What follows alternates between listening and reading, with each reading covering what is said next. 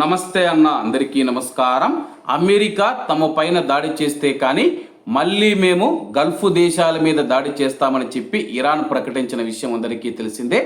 దీనిపైన అమెరికా అధ్యక్షుడు Donald Trump ఇరాన్కు భారీ హెచ్చరికలు జారీ చేశారన్నమాట. గల్ఫ్ దేశాలపైన మళ్ళీ ఇరాన్ క్షిపణులు మరియు డ్రోన్లను ప్రయోగించడాన్ని ట్రంప్ భారీ వ్యూహాత్మక తప్పిదంగా వివరించారు. సౌదీ అరేబియా, ఖతారు, యుఏఈ లేదా కువైట్, బెహ్రన్ల పైన దాడి జరుగుతుందని చెప్పి ఎవరు ఊహించలేదని చెప్పేసి, ఒకవేళ ఇరాన్ మళ్ళీ కానీ కువైట్ మరియు గల్ఫ్ దేశాల మీద దాడి చేస్తే కానీ అది భారీ వ్యూహాత్మక తప్పిదమవుతుంది. తర్వాత మేము చేసే దాడులు ఏవైతే ఉన్నాయో వాటికి ఇరాన్ భారీ మూల్యం చెల్లించుకోవాల్సి వస్తుంది. ఈసారి మేము ఇరాన్ పైన దాడులు చేస్తే కానీ ఇరాన్ శాశ్వతంగా కోలుకోలేదని చెప్పేసి తెలుపుతూ ఉన్నారన్నమాట.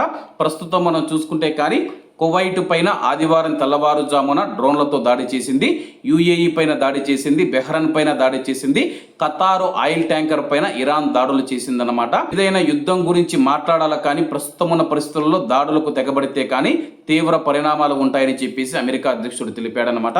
అలాగే కువైట్ మరియు గల్ఫ్ దేశాల రక్షణ మా బాధ్యత అని చెప్పేసి, కువైట్ మరియు గల్ఫ్ దేశాలకు మేము అండగా ఉంటామని చెప్పేసి ట్రంప్ సంచలనమైన ప్రకటన చేశారు. మరి ఈ యొక్క ప్రకటన పైన ఇరాన్ ఏ విధంగా స్పందిస్తుందో వేచి చూడాల్సి ఉందన్నమాట. ఎందుకంటే కువైట్ మరియు గల్ఫ్ దేశాలలో అమెరికా ఎయిర్ బేసులు, అమెరికా స్థావరాలు ఉన్నాయి కాబట్టి అమెరికా అధ్యక్షుడు డొనాల్డ్ ట్రంప్ ఇటువంటి ప్రకటన చేశారని చెప్పేసి నిపుణులు తెలుపుతూ ఉన్నారు. ఎందుకంటే ఆయా దేశాలలో ఇప్పటికే మనం చూసుకుంటే అమెరికా బేసులను ఇరాన్ ధ్వంసం చేసిందనమాట. దీనివల్ల వేల కోట్ల రూపాయలైతే నష్టం వాటిల్లింది. ఒక జోర్డాన్లోని రాడార్ వ్యవస్థను ధ్వంసం చేయడం ద్వారా 4,000 కోట్ల నష్టం వచ్చిందనమాట. ఇప్పటికే అమెరికాకు యుద్ధం ఖర్చు మనం చూసుకుంటే దాదాపు 3 లక్షల కోట్ల రూపాయలు దాటి ఉందని చెప్పేసి నిపుణులు అంచనా వేస్తూ ఉన్నారు. కాబట్టి అందరూ బాగుండాలి, అందులో మనం ఉండాలి. అందరికీ నమస్తే అన్న, జై హింద్.